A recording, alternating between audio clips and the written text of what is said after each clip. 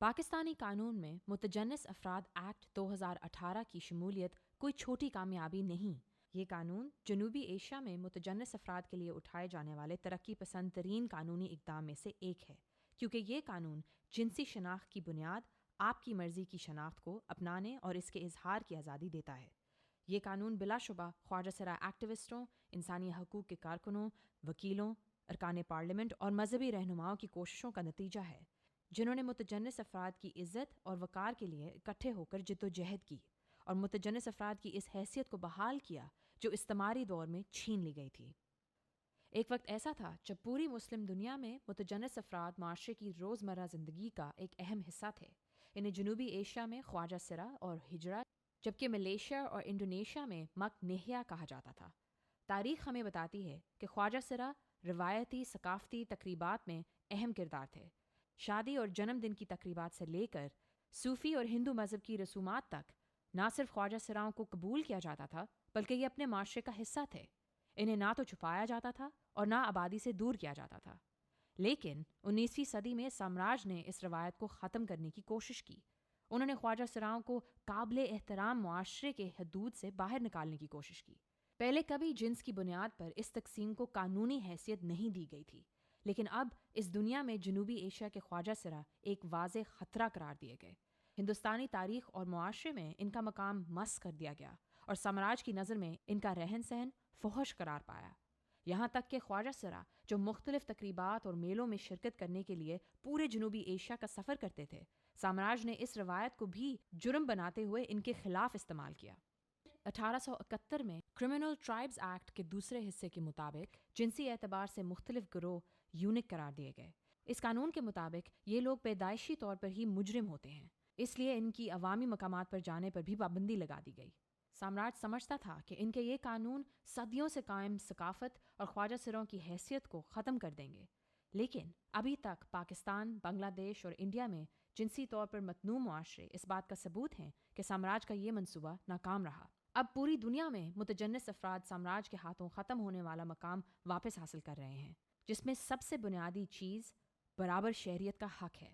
ترکی میں متجنس افراد الیکشن میں حصہ لے رہے ہیں اور ان کی اس آئینی آزادی کو اعلیٰ عدالتوں نے بھی برقرار رکھا ہے۔ انڈونیشیا میں ایک متجنس عورت نے ایک سیٹ بھی جیتی ہے۔ اسلامیہ جمہوریہ ایران میں جنسی سرجری پر خصوصی رعایت دی گئی ہے، جبکہ پاکستانی قانون بغیر کسی جسمانی یا ذہنی معائنے کے آپ کی مرضی کی شناخت قبول کرتا ہے۔ لیکن ابھی مزید بہت سا کام کرنے کی ضرورت ہے، بہت سے مسائل سے نبٹنے کی ضرورت ہے۔ 2018 کا متجنس افراد ایکٹ اور 2021 میں بنائے گئے اس کے رولز تفصیل سے تمام شعبوں میں متجنس افراد کے خلاف امتیاز کو ختم کرنے کی ضمانت دیتے ہیں، جیسا کہ تعلیم، صحت، جائیداد اور روزگار وغیرہ۔ بدقسمتی سے اس طرح کے امتیازی سلوک روکنے کے لیے یہ ایکٹ مناسب طریقہ کار واضح نہیں کرتا۔ دوسرا مسئلہ یہ ہے کہ تعلیم اور صحت صوبائی انتظامیہ کے کنٹرول میں ہے، اسی لیے اس ایکٹ پر عمل کے لیے صوبائی حکومت عملی کی ضرورت ہے۔ ایک مسئلہ یہ بھی ہے کہ پاکستان میں کوئی واضح امتیاز مخالف قانون موجود نہیں جس کے تحت لوگ سول یا فوجداری میں اقدامات کر سکیں۔ اسی وجہ سے متجنس کمیونٹی میں بہت تشویش پائی جا رہی ہے، کیونکہ تاریخی اور موجودہ حالات اس بات کا ثبوت ہیں کہ متجنس افراد کو ریاستی اور غیر ریاستی افراد سے شدید خطرات ہیں، خاص طور پر پولیس سے، کیونکہ متجنس افراد ایکٹ کے مطابق خواجہ سرا کا بھیک مانگنا جرم ہے۔ اب پولیس والوں کے پاس بھیک روکنے کے نام پر خواجہ سراؤں کو تنگ کرنے کا بہانہ موجود ہے۔ مسئلہ یہ ہے کہ پاکستان پہلے بھی بھیک کو جرم قرار دے چکا ہے، اس لیے اس کو خاص طور پر خواجہ سراؤں سے جوڑ کر بیان کرنے کا مقصد یہ سراسر غیر ضروری اور امتیازی رویہ ہے۔ ان مسائل کو حل کرنے کے لیے ضروری ہے کہ متجنس افراد کو بااختیار بنایا جائے، جس کے لیے موجودہ حفاظتی قوانین کو صوبائی سطح پر بھی اپنا کر ان پر عمل کروانے کے لیے ٹھوس اقدامات اٹھانے پڑیں گے۔ امتیازی سلوک کو جرم قرار دے کر اس پر سزا مقرر کرنا صرف متجنس افراد نہیں بلکہ ملک میں موجود مذہبی اور نسلی اقلیتوں کے لیے بھی فائدہ مند ہوگا۔ ایک صدی کے سامراجی دور نے متجنس افراد کے خلاف جو منفی سوچ پیدا کی ہے، قانونی طور پر اس کو ختم کرنے کی ضرورت ہے۔ قانون کو کسی صورت ان تعصبات کو فروغ دینے کا ذریعہ نہیں بننا چاہیے، بلکہ متجنس افراد کی ثقافتی سرگرمیوں کا احترام کرنا چاہیے اور انہیں بھیک اور آوارہ گردی جیسے قوانین کے تحت نشانہ نہیں بنانا چاہیے۔